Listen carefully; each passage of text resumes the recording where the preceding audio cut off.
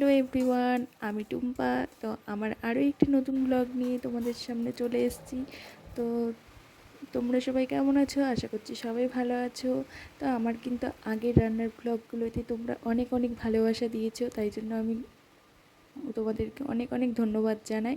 তো আমি কিন্তু সেই জন্য আবার তোমাদের জন্য আরও ব্লগ ভিডিও নিয়ে চলে এসেছি। তো আজকে কিন্তু আমি ডাল রান্না করছি, মুগ ডাল।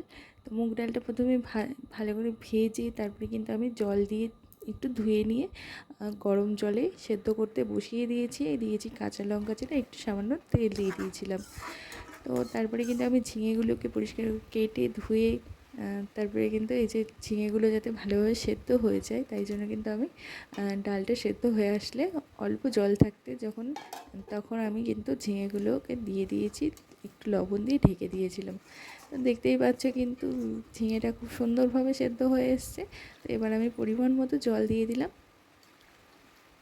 তো তোমরা যারা আমাকে আমার ব্লগ দেখো বা আমাকে এত এত সাপোর্ট করো, তো আমিও তোমাদের কিন্তু সাপোর্ট করব।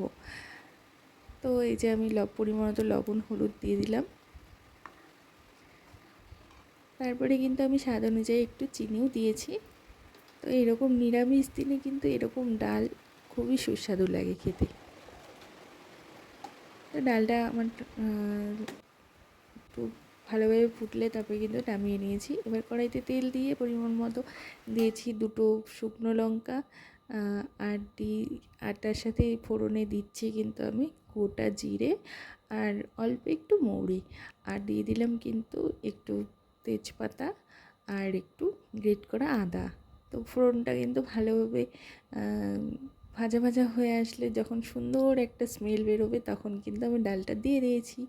তো ডালটা দেওয়ার পরে কিন্তু আমার হয়ে এসেছে রান্নাটা। তো তোমাদের কেমন লাগলো আমার ব্লগটা দেখে, তো অবশ্যই জানিও কমেন্টে। আর আমার ভিডিওটা যদি ভালো লেগে থাকে অবশ্যই লাইক কমেন্ট শেয়ার করো। তো তোমরা সবাই ভালো থেকো, সুস্থ থেকো। আর তোমাদের কার কার এরকম নিরামিষের দিনে এরকম সবজি দিয়ে ডাল খেতে ভালো লাগে অবশ্যই কমেন্টে জানিও। Bye, tata.